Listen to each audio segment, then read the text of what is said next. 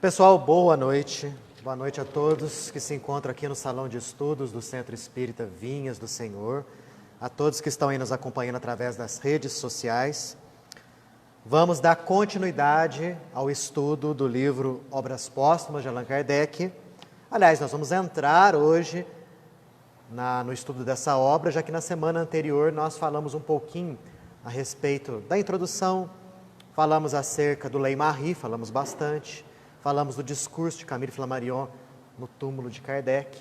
E hoje nós vamos falar, já no início dessa obra, a respeito daquilo que ela nos traz de ensinamentos, com aquele devido cuidado, com aquela devida prudência que nós já comentamos na semana anterior.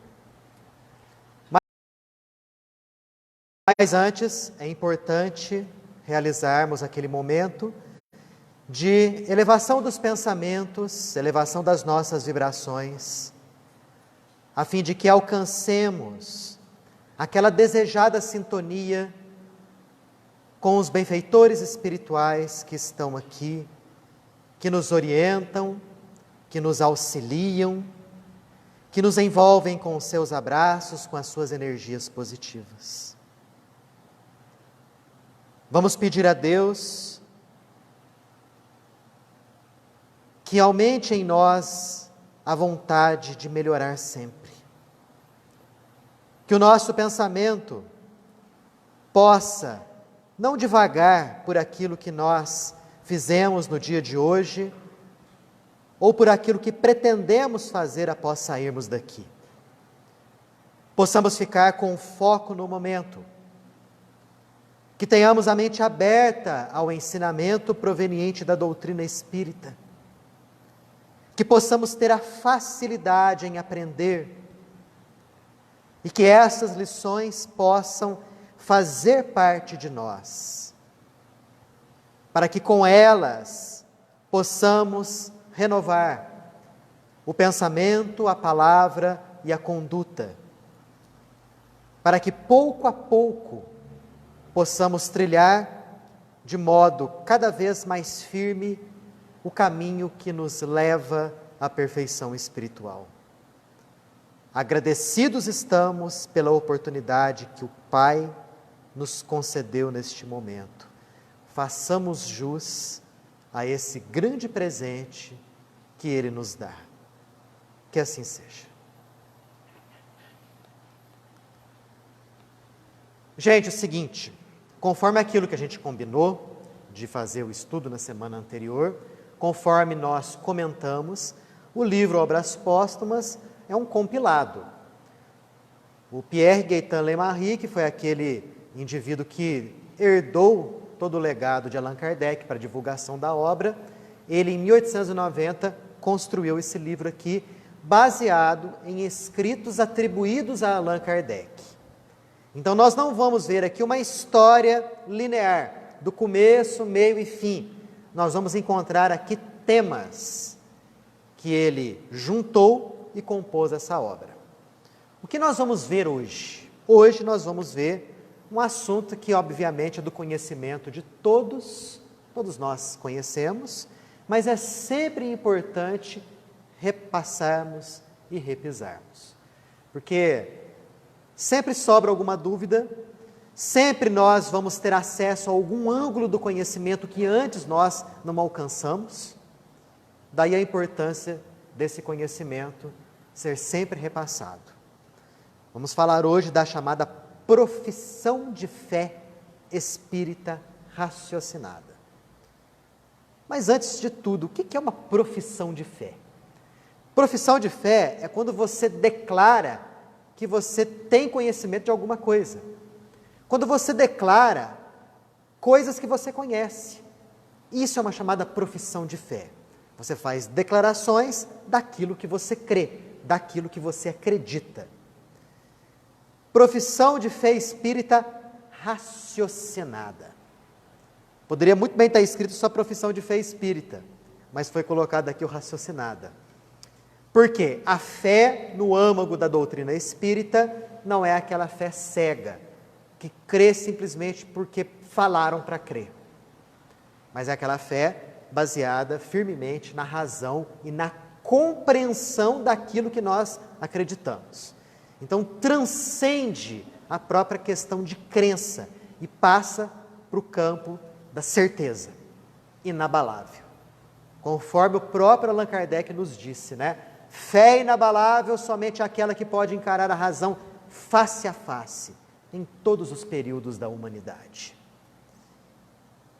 Aquilo em que nós espíritas acreditamos. O que é? Muitos já começam a falar logo de cara, né? E eu vou até fazer essa pergunta para vocês. Em que o espírita acredita? Qual que seria a primeira coisa? O que vocês acham? Reencarnação. O que mais? Em espírito. O que mais? Vida após a morte. Mais alguma coisa? Um poder superior? Quem mais? Livre-arbítrio.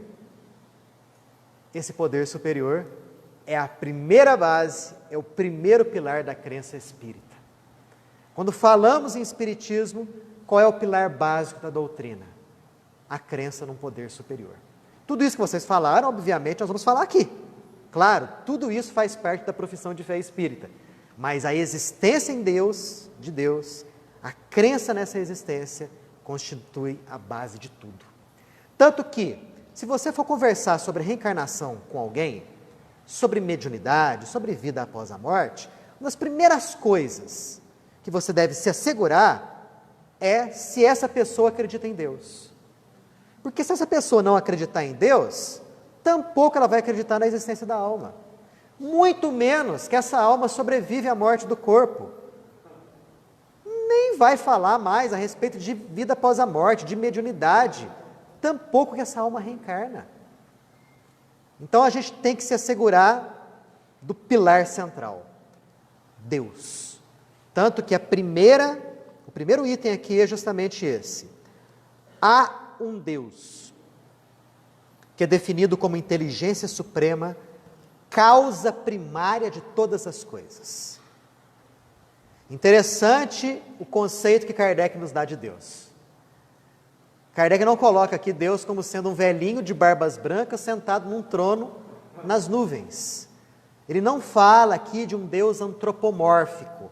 O que os espíritos benfeitores, os espíritos da codificação passaram ao codificador é que Deus é uma inteligência superior a tudo que existe e causa de todo esse universo, que é o efeito. Aqui ele não fala da aparência de Deus. Aqui ele não fala, a respeito da forma de Deus. Aqui ele fala daquilo que nós podemos entender de início, o que é Deus. Tanto que a primeira pergunta do Livro dos Espíritos não é quem é Deus, mas que é Deus. É uma diferença grande. Porque quando você fala quem, você está dando ali a ideia de um ser com cabeça, com pernas, com braços, com mãos, com órgãos, pai, que tem mãe. Exato. E Deus não é nada disso. Alguém pode estar perguntando, poxa, mas está lá na Bíblia que Deus nos criou a sua imagem e semelhança. É verdade. Deus nos criou a imagem e semelhança dele. Mas o que você é? Vocês são espíritos. Nós somos espíritos. E qual é a forma do espírito? Está lá no Livro dos Espíritos. É uma chama. É uma centelha. Que varia desde uma cor escura até uma cor rubi nos espíritos superiores. Isso está lá no Livro dos Espíritos. Quer dizer, o espírito é uma chama, é uma luz, é uma centelha.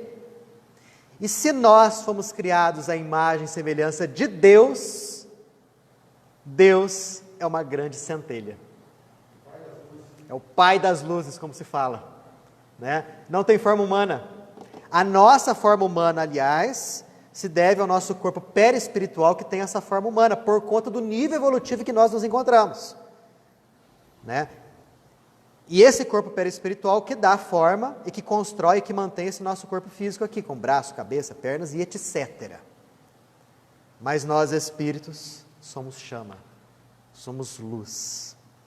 Então, há um Deus, inteligência suprema, causa de todas as coisas, causa primária. Como provar que Deus existe? Os que são ateus falam isso, né?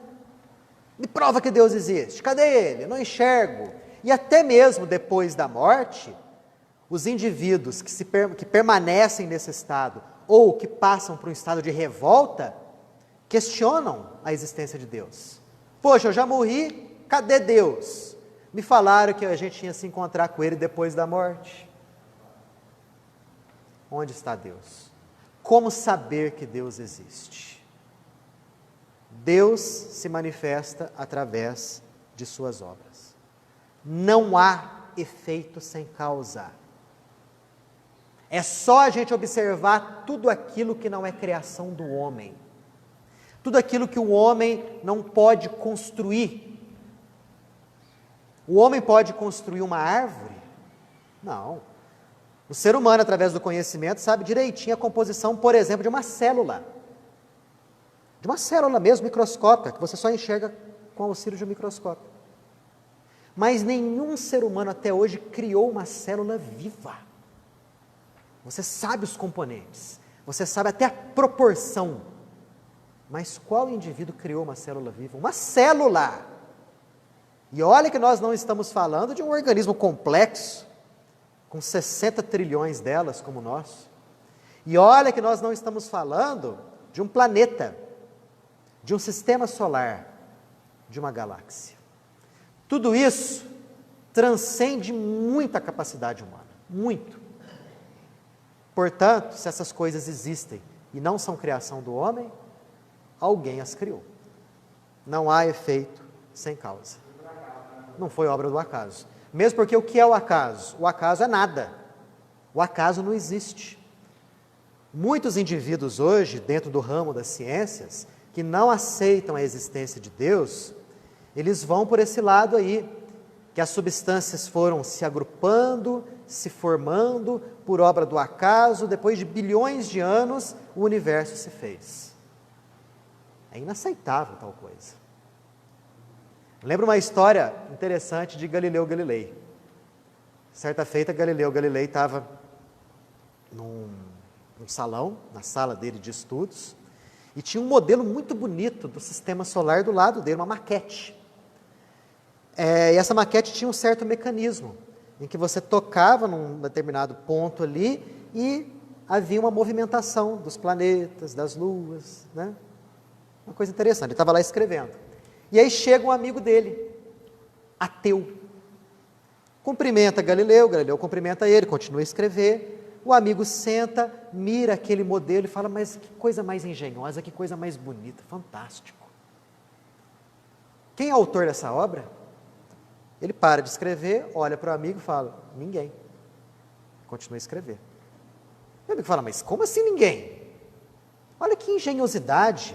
Olha só como acontece a movimentação das esferas que representam os planetas, as luas. O universo é mais ou menos complexo do que isso aqui.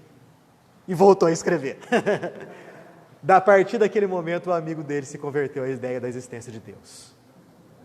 Não há efeito inteligente sem causa inteligente. Falar que tudo é feito por obra do acaso é a mesma coisa de você acreditar que esse celular aqui que está me filmando, que os componentes dele estavam jogados aí ao acaso, ao léu, e que por força das chuvas, dos ventos, das tempestades, dos animais, por obra de um acaso fortuito, essas peças, essas engrenagens foram se ajustando, se montando e de repente formou um celular que acessa a internet, né? Que filma, que tira foto, que tem agenda, que tem o Excel, que tem o Word, enfim. Tem lógica isso, gente? Nenhuma. Aqueles que falam que Deus não existe, mais é por orgulho do que por qualquer outra coisa. Ou porque apresentaram para esse indivíduo um Deus que a razão dele não aceita. Aí ele fala que não existe. Não é? Pois é. Quando vocês se depararem com alguém que fala que Deus não existe, vocês contam a historinha do Galileu Galilei. Né? Qual o país que matou Deus? País que matou Deus, Antônio Carlos? Depois da Revolução Francesa, Ah. eu não sei quem quis sobre o público lá e disse que Deus Ah, não existe. Deus está morto. Assim, nessa época, inclusive depois, né, quando Kardec veio no século XIX, 18, Revolução Francesa, 19, o advento do Espiritismo. Muitos filósofos materialistas e pessimistas surgiram. Então não foi só um, mas mais de um já declarou que Deus estava morto, que Deus não existia, entronizando inclusive a ciência no lugar de Deus. Né? Mas tenho certeza que hoje, nos dias de hoje, eles já mudaram e muito de ideia. Deus tem nome? Não. Tem vários nomes, aliás, né? Alá, Brahma, Tupã, e por aí vai.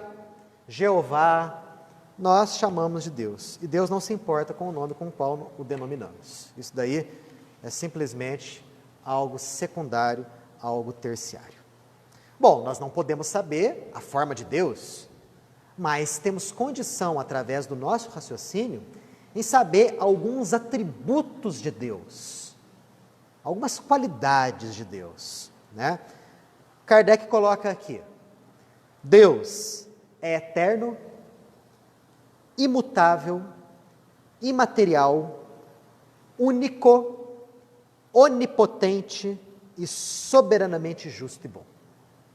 Se você olhar no Livro dos Espíritos, Kardec coloca as coisas dessa forma e pergunta aos espíritos da codificação: tá bom assim? E os espíritos da codificação falam o seguinte: dentro do seu nível, do nível da humanidade, tá bom. Porque há qualidades e atributos que vocês não têm a inteligência sequer para compreender. Ou seja, tem coisa a mais aqui, que nós não sabemos ainda. Aliás, a nossa concepção de Deus vai se aprimorar até atingirmos a perfeição. E vai mudar. Porque antigamente, o que a gente acreditava que era Deus? Quando a gente estava na época das primeiras civilizações, né? dos primeiros agrupamentos humanos, porque o sentimento de Deus é algo inato na criatura. A ideia de Deus é uma assinatura dele em nós. Mas nós, ainda muito grosseiros naquela época, como entendíamos Deus? Tudo aquilo que era inatingível pela razão humana. Um raio era Deus. Uma árvore de proporções descomunais era Deus. Uma pedra esquisita era considerada Deus. Só que nós fomos evoluindo nas ideias e no senso moral. E depois já passamos a considerar Deus, né, como sendo um Deus mistura meio gente, meio animal. Para depois considerarmos Deus como aquele Deus antropomórfico, com características humanas. E antes disso, vários deuses, com características puramente humanas. E nós estamos ainda nessa fase em que muitos ainda acreditam que Deus é aquele velhinho de barbas brancas sentado lá em cima, num trono cravejado de pedras preciosas, né? Ainda muitos acreditam e creem nisso. A ideia que o Espiritismo nos traz de Deus é uma ideia avançada, né? Que mostra Deus como a inteligência do universo, causa de todo o universo, e com esses atributos aqui. Quer ver? Deus é eterno. O que significa a palavra eterno? Perdura todo o tempo. O eterno teve começo? Não.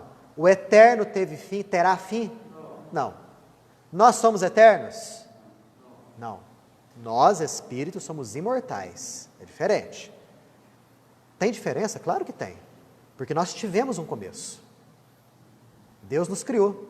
Ah, como que Deus nos criou? Não sabemos ainda. Há especulações dentro da própria doutrina espírita, mas nada além de especulações. Que jeito que é a maneira que Deus cria o espírito? Não sabemos ao certo. Mas tivemos um começo. E não teremos fim. Isso é imortalidade. Já Deus não teve começo. E não terá fim. Aí se você parar para raciocinar a respeito disso, você fica meio louco. Como assim não teve começo? Quem criou ele? Porque se você falar que Deus saiu do nada, é um absurdo tremendo. Como é que pode o nada, que é nada, que não existe, criar um ser que é a inteligência universal? Não tem lógica. Então você exclui isso daí. Se você falar que Deus foi criado por um outro ser, esse outro ser é que seria Deus. Ah, mas quem criou esse outro ser? Ah, foi outro. Ah, então esquece. É o outro que criou Deus, que é Deus. Ah, mas teve alguém que criou ele. E aí vai. Né? De ela em ela você remonta ao infinito, você remonta à eternidade.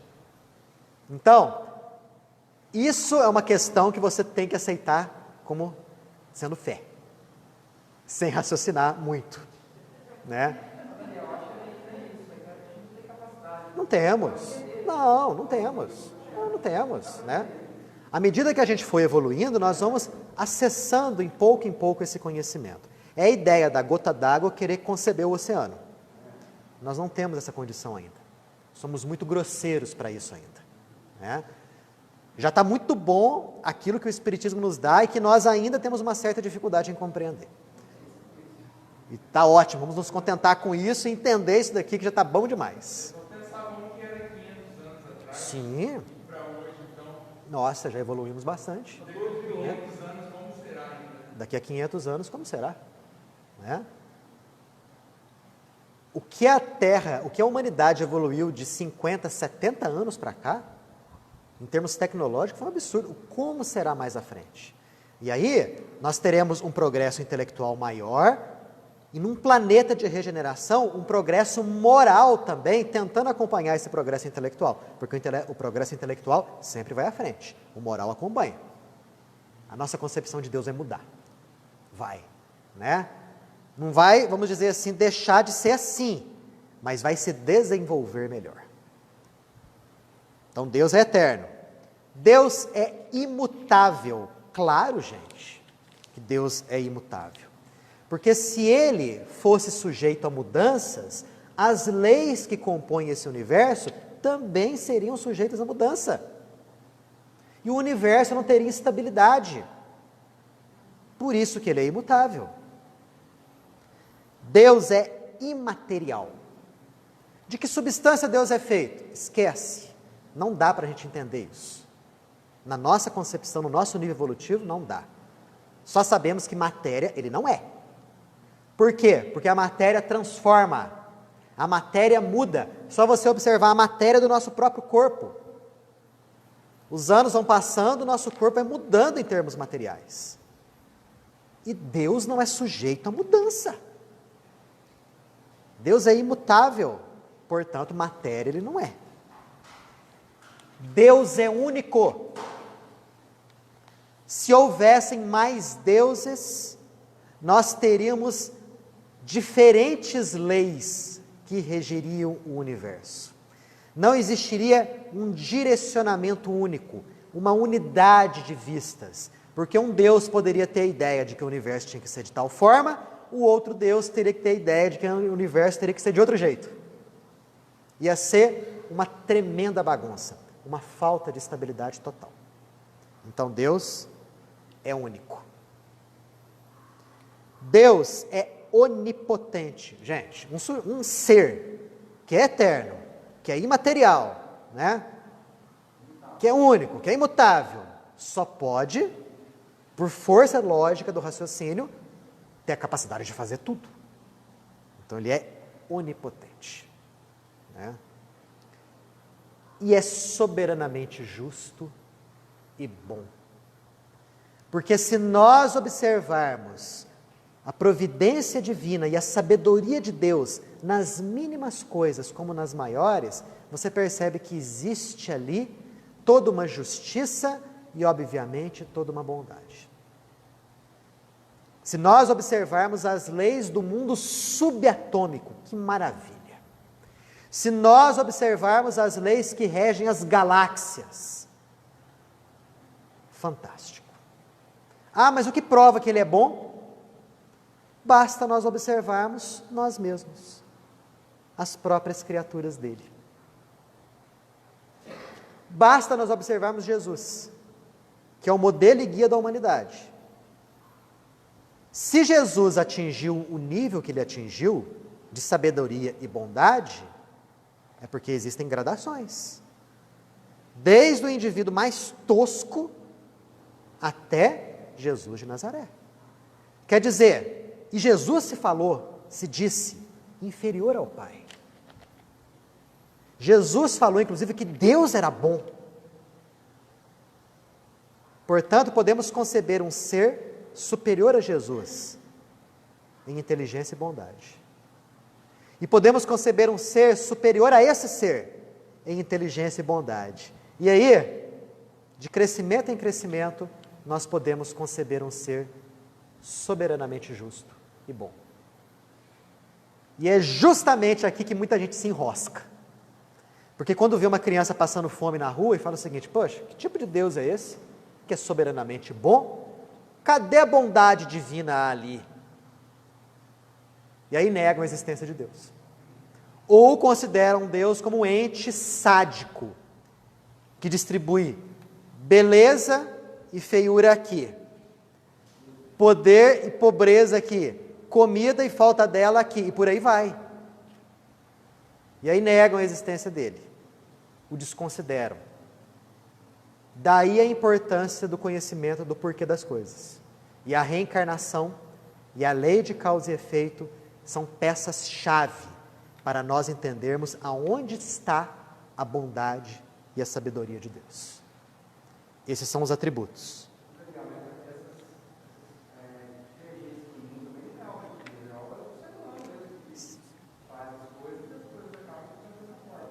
E aí muitos pensam, poxa, mas se existe um poder criador e direcionador de tudo, por que esse poder não interfere? Não é assim que as coisas funcionam. Exato. Cada um de nós é responsável pelas suas próprias obras. E cada um de nós está num nível evolutivo. E cada um de nós está nesse trajeto rumo ao aperfeiçoamento intelecto-moral. E estamos mais próximos do nosso início do que do nosso objetivo. Portanto, essas disparidades que nós vemos aí, pura consequência do nosso nível inferior. Mas se nós observarmos a coisa do ponto de vista espiritual, e com as ideias de aperfeiçoamento incessante, e com a ideia de que há reencarnação, de que existe a lei de causa e efeito, que ninguém sofre por obra do acaso, tudo fica colocado nos seus devidos lugares.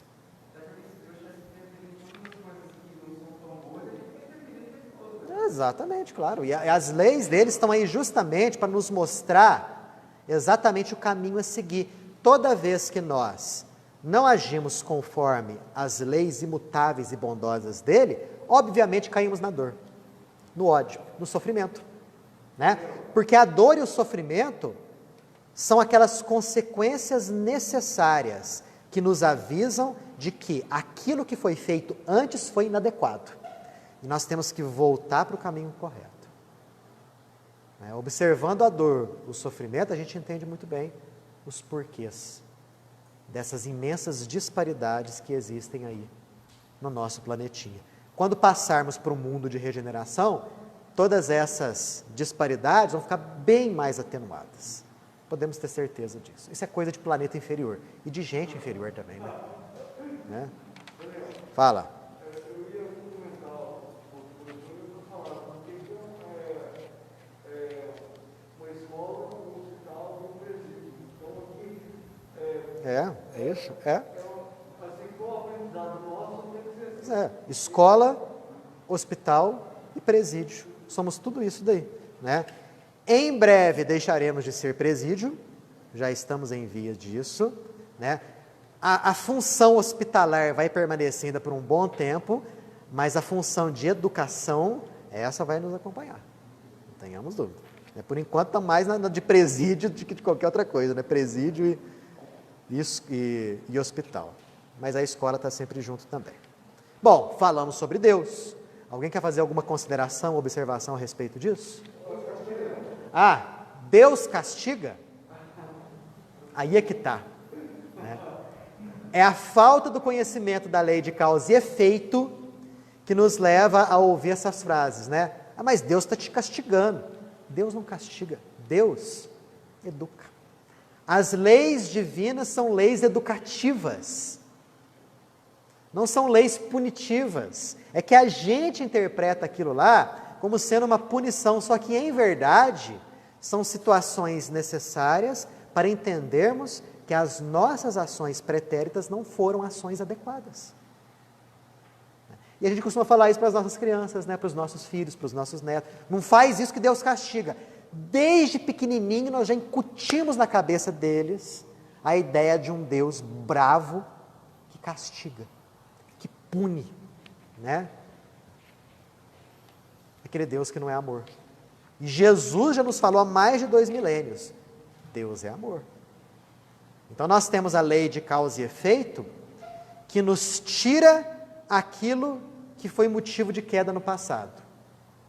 Nós interpretamos isso como sendo uma punição, um castigo. Sob o ponto de vista superior, não. Aquilo ali é uma lição dura que você tem que passar. Mas é uma lição, é um aprendizado. Deus não se sente ofendido por nada que a gente faz. E a gente tem essa mania, né? Olha o atavismo como é grande, né? Ó, não faz isso que Deus fica triste com você. Não faça isso que Deus fica bravo com você. Deus, a inteligência suprema, causa primária do universo, vai se sentir ofendido por alguma coisa que eu faço? Quem que você pensa que é?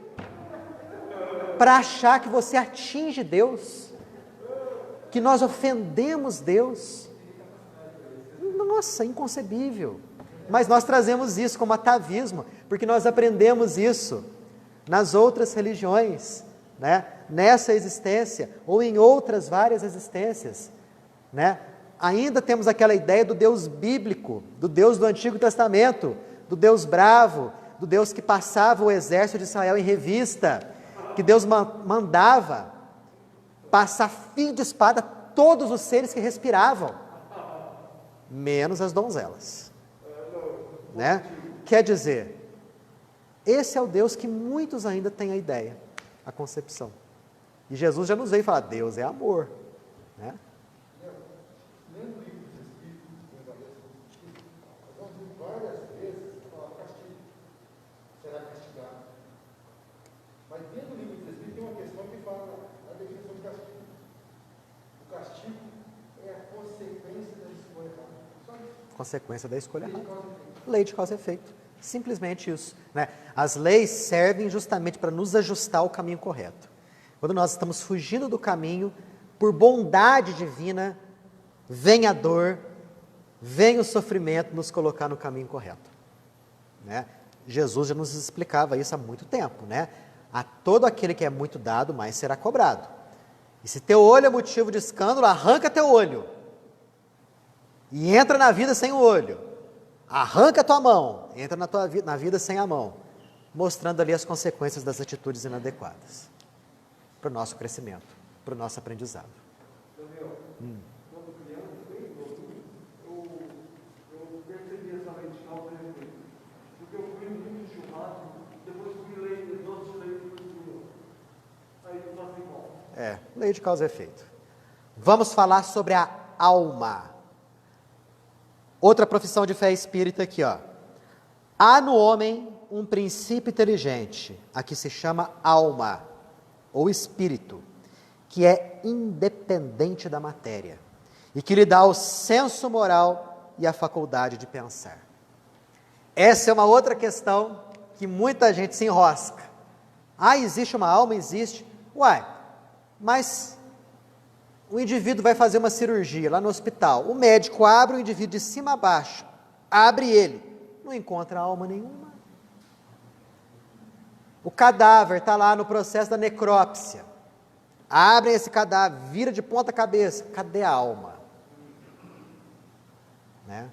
Muitos querem uma alma material, uma alma que dá para pesar, que dá para medir. E, em verdade, a alma se revela através, né, também através dos seus atributos. A matéria bruta pensa, gente. Esse livro pensa. Esse púlpito aqui pensa. Um celular pensa. Não. as nossas células são materiais, são entes materiais, são entes vivos, pensam, têm sentimento. Algum cientista, porventura, já mediu o pensamento? Já separou num tubo de ensaio o ódio? Colocou no microscópio e avaliou a composição ali do amor? Não. No entanto, todos nós pensamos e todos nós sentimos. E se a matéria bruta é impotente para gerar pensamento e sentimentos, obviamente, a causa do pensamento e a causa dos sentimentos não está na matéria bruta. Está em algo que transcende a ela. E esse algo nós chamamos de alma, ou espírito. Ah, Daniel, mas espera lá. E aqueles casos que, por exemplo, o indivíduo sofre um acidente, tem danos cerebrais e ele não consegue pensar mais. Não consegue raciocinar mais. Está vendo? O pensamento é fruto do cérebro. Lê do engano, gente. Se você pegar um instrumento musical e danificar aquele instrumento musical, e entregar aquele instrumento musical para um indivíduo que é um músico de primeira linha, ele vai conseguir tirar boas notas dali? Nunca. Não vai, por mais que ele se esforce. O cérebro físico é o local por onde transita o pensamento que é produzido no espírito. E se esse cérebro se encontra de alguma maneira afetado em uma ou mais áreas, obviamente aquele pensamento não vai conseguir ser expresso de maneira positiva ou de maneira adequada. Simplesmente isso, nada mais do que isso. Nós observamos então a existência do espírito só com base no raciocínio, hein? Só com base nesse raciocínio. Ah, mas os cientistas hoje, pesquisando as funções cerebrais, como os neurônios funcionam, os neurotransmissores. O indivíduo, por exemplo, tem depressão, está para baixo, aí toma um remédio e de repente ele fica bem. Está vendo? A emoção é oriunda do corpo. Não, gente. O que muitos não sabem é que corpo e espírito formam, durante a encarnação, um todo ali em que um reage sobre o outro. Então, a partir do momento que você altera alguma coisa em termos físicos, existe uma repercussão em termos energéticos, espirituais. É uma via de mão dupla. E tanto não é que o medicamento corrige o indivíduo, que basta você tirar o medicamento que a pessoa volta a ser o que era antes.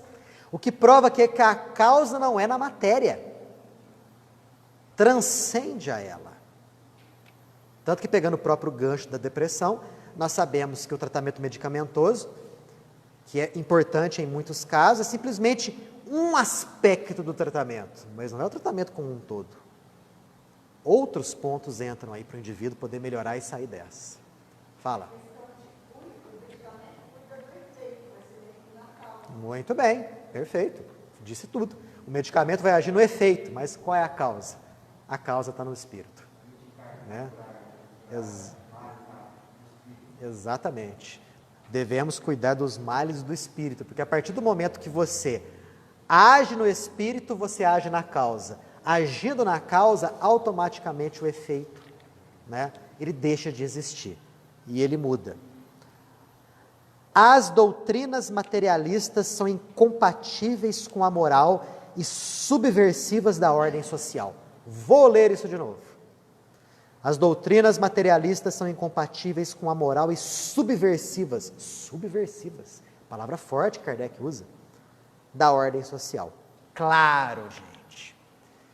Se o pensamento e os sentimentos fossem produtos orgânicos, se o nosso cérebro segregasse pensamentos como o nosso estômago produz suco gástrico,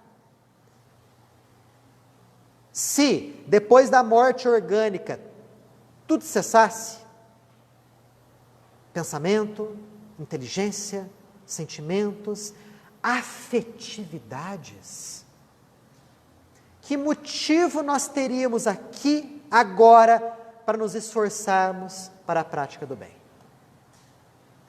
Para nos esforçarmos em ganhar inteligência, em sermos bons pais, boas mães, bons filhos, bons cidadãos, bons trabalhadores. Qual o motivo? Porque o meu fim vai ser igual ao fim do indivíduo que faz só o mal. Para que desenvolver afetividades, amor por alguém, sendo que existe a possibilidade, de repente, aquele meu ente querido morrer e estar perdido para todo sempre? Para quê eu vou investir num sofrimento futuro? Vale muito mais, então, fazer o quê? Aproveitar a vida da melhor maneira possível, sob o ponto de vista material. Todos os prazeres materiais. Buscar enlouquecido o dinheiro, o poder e tudo o mais que me dá prazer material. E não interessa o meu próximo, porque eu vou morrer mesmo. Então, se esse próximo estiver na minha frente, entre mim e o objetivo, tem que passar por cima. Passar o carro por cima. Porque o objetivo é ter o máximo possível de prazeres. Imagina uma sociedade em que todos os membros pensassem assim. Não existiria. Era a lei da selva, bruta e crua. Felizmente, nenhuma sociedade é 100% assim. Felizmente. Porque nós temos em nós, né, essa tendência a Deus. E aqueles materialistas que são materialistas mesmo ali, por sistema, são em muito menor número. Muito menor número. Boa parte das pessoas que se dizem materialistas são materialistas por falta de coisa melhor. Então as consequências para a sociedade seriam terríveis. Subversão da ordem social. Se eu tivesse uma doença grave, o que eu poderia pensar? Poxa, depois da morte não tem nada mesmo. Para que eu vou sofrer? Vou dar cabo da minha vida. É melhor eu morrer agora do que ter longos anos de sofrimento. Morrendo agora, pelo menos não vou sofrer mais. Vou cair no grande vazio. Mas eu vou cair no grande vazio mais para frente mesmo? Pelo menos não sofro mais. Então, as ideias materialistas são um forte estimulante ao suicídio. Não é à toa que setembro comemora-se, né, chamado de Setembro Amarelo.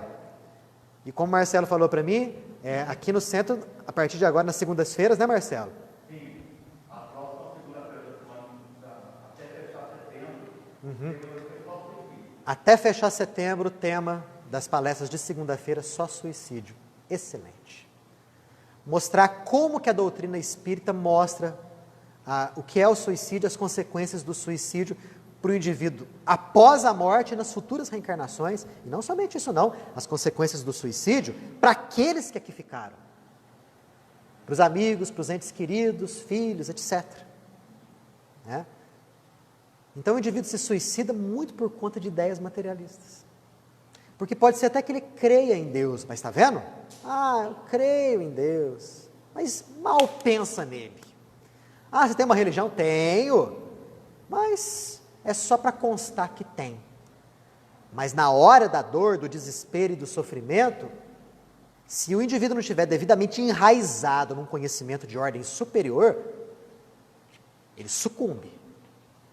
Ele se desespera e muitos encontram o caminho do suicídio aí como sendo aquele derradeiro ponto final para acabar com a dor. Lê do engano, não é um ponto final. É uma vírgula, né? Porque ela dá uma pausa em termos materiais para continuar em termos espirituais. E lá o bicho pega. Lá o bicho pega, né? Então, olha só.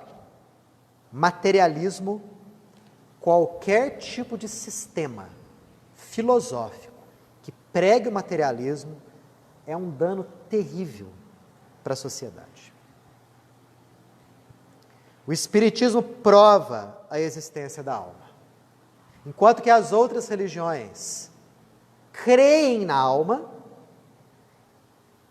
possam até fazer esse raciocínio que a gente acabou de fazer, o Espiritismo vai além. Ele prova. E prova como, gente? Através do quê? Como é que o Espiritismo prova que a alma existe? Através? Relato dos próprios Espíritos, através das manifestações, através da mediunidade. A mediunidade é aquela prova que faltava para nos mostrar que a alma, que o Espírito realmente sobrevive à morte do corpo físico, independe do corpo físico, pode agir independente dele, até mesmo enquanto ainda estiver encarnado. Kardec nos fala a respeito do sonambulismo, só para a gente ter um exemplo, e fala que o sonambulismo é uma janela aberta para desvendarmos a alma. Porque o sonambulismo nós sabemos o que é. É aquele momento em que a alma se coloca independente do corpo físico e continua a controlar ele. Né? Nas reuniões mediúnicas que ele, Kardec, participava, ele fazia evocação de pessoas vivas. Então ele evocava o espírito do indivíduo que estava dormindo. O indivíduo ia lá, dava a sua comunicação na mesa mediúnica. E aí mostrava a independência de espírito e corpo físico. O corpo é somente um invólucro. Né? Isso daí prova a existência da alma. Fora as vidências. Fora as materializações. Chegará um momento nosso, em termos de humanidade, em que estaremos, de certa forma, avançados, que as materializações de espíritos vão ser corriqueiras. Se nós ainda não temos essa capacidade, em termos morais, né, um dia teremos. Basta a gente ver o que acontece em nosso lar. Lá acontecem câmaras de materialização. Existem câmaras de materialização lá, em que espíritos provenientes de uma ordem superior, para se manifestarem em nosso lar, que se encontra nos limites umbralinos, eles têm que se materializar numa câmara, onde uma substância análoga ao ectoplasma é fornecida a eles, e eles ali se materializam, conversam, dão lições, né? Explicam coisas, dão aulas, e depois desmaterializam e voltam para onde vieram. Um dia vai acontecer isso aqui com a gente. Né? As grandes reuniões de materialização de espíritos no passado nos dão uma palhinha do que vai ser o futuro.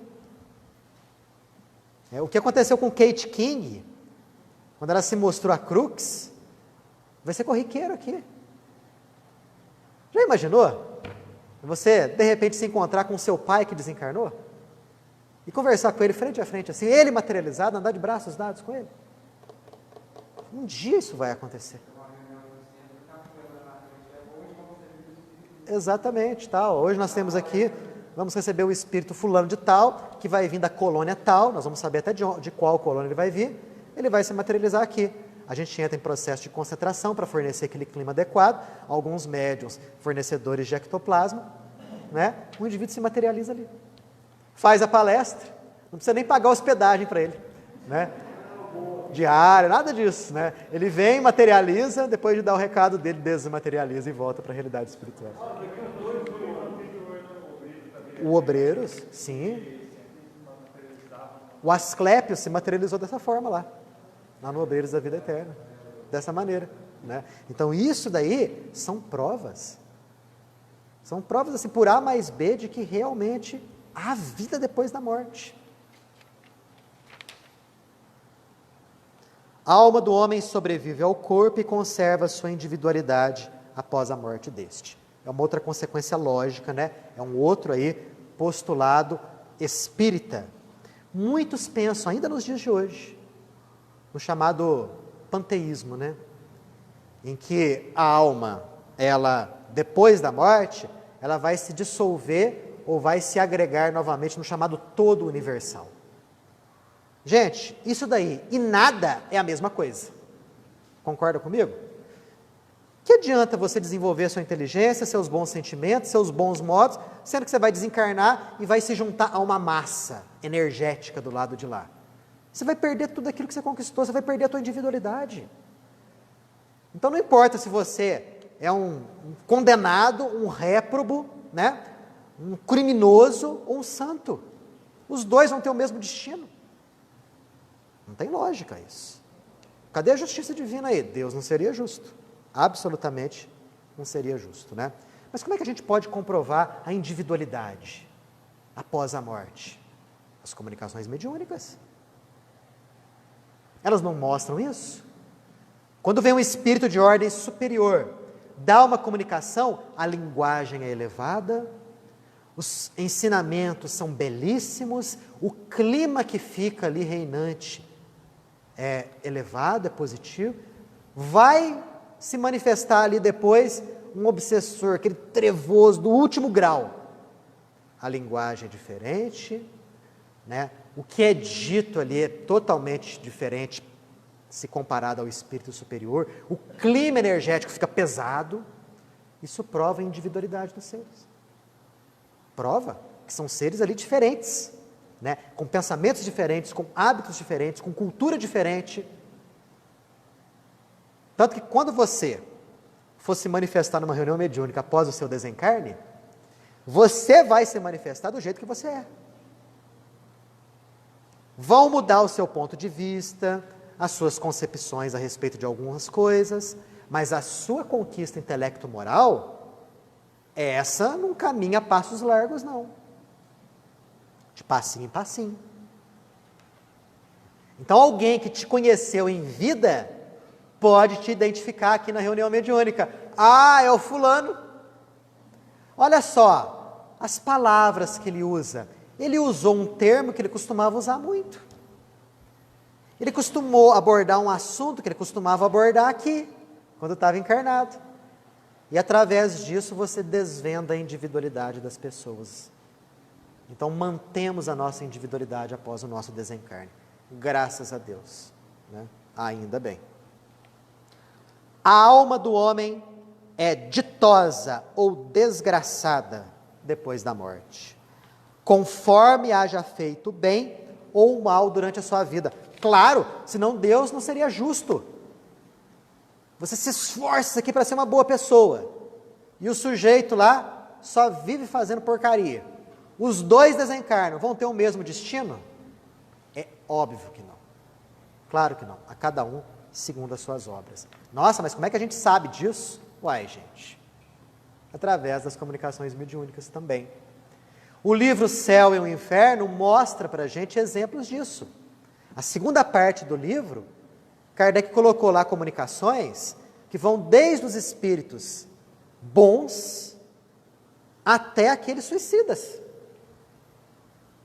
E aí a gente percebe o quanto que as nossas atitudes aqui têm repercussão com a nossa vida do lado de lá. É muito sério isso. Nós, por sermos espíritas, frequentemente pensamos, sim, a seguinte coisa: eu não consigo melhorar em tal aspecto. Vou deixar para a próxima vida. Vou deixar para depois da morte. Depois da morte vai ser mais fácil. Quem te disse que depois da morte vai ser mais fácil? Quem falou isso para você? Na obra de Kardec não está. Nas obras espíritas boas, confiáveis, você não encontra isso não, que depois da morte é tudo muito mais fácil de você progredir. Não. Você progride do lado de lá? Sim, progride, claro, né? Mas há progressos que tem que ser feitos somente aqui. E se a gente não progrediu aqui, que deveríamos ter crescido, temos que voltar. E talvez voltemos em condições não muito adequadas. Então o teu melhor momento é o agora, viu? O teu melhor momento é o hoje. Mesmo porque o teu futuro está sendo construído com base nas ações de agora. E o teu passado já passou. Chico Xavier certa vez nos disse que uma das coisas que mais prejudica o indivíduo na sua evolução aqui na Terra é ele ficar lamentando o passado. Ai, porque eu fiz isso. Ai, porque eu fiz aquilo. Ah, porque eu deixei de fazer isso. Ah, porque eu deixei de fazer aquilo. Quer dizer, os ais e as lamentações nos prendem, nos algemam a fatos que já aconteceram. Não abre teu campo a crescimento. Você errou? Poxa, lamento. Errei, deslizei ali, fiz o que não devia fazer. Paciência. Vamos seguir a partir de agora, buscando não errar como antes. É assim que a gente tem que pensar. Sem lamentações, sem aquele desenvolvimento de culpa que mais prejudica do que ajuda. A culpa é boa até certa dosagem. É igual medicamento e veneno. A diferença entre medicamento e veneno está na dosagem, né? Se a culpa servir para te impulsionar a melhora, maravilha. Agora, se ela corroer o teu ser a ponto de te imobilizar no presente, está tendo ali uma dosagem excessiva. E a gente fica muito paralisado por conta das culpas que carregamos. Muito paralisados. Temos que aceitar os nossos erros, aceitar as nossas limitações, as imoralidades que ainda praticamos, mas temos que visar o futuro. Temos que buscar agir da melhor maneira hoje, para termos um bom futuro amanhã. É assim que nós, como espíritas, temos que pensar. Deus, alma, sobrevivência, individualidade da alma após a morte do corpo, penas e recompensas futuras, constituem os princípios fundamentais de todas as religiões. Então nós somos, em termos religiosos, muito parecidos. O que o Espiritismo nos mostra, a prova material disso tudo aqui. Por isso que ele dá uma fé inabalável, que encara a razão face a face em todas as épocas da humanidade. Por isso que o Espiritismo anda de passo a passo, de mãos dadinhas com a ciência. Para que a ciência não prove que ele esteja errado em um ponto. O Espiritismo anda de mãos dadas com a ciência, só que isso veremos só na próxima sexta-feira. Perguntas, observações, comentários, dúvidas? Você não, por enquanto não. Mais alguém? Falou muito. Ó, se ninguém falar, vou deixar ele falar. Alguém quer comentar alguma coisa? Fala, Antônio Carlos, vai. Sobre a sobrevivência um amigo do Chico, parece que ele era médico legista, ele perguntou que ele fez a observação que abriu vários cadáveres e não tinha visto nada. Aí o Chico falou, mas você vai procurar um passarinho numa gaiola aberta? Exatamente, verdade, exato. Vou só fazer a prece, aí depois da prece aí a gente encerra.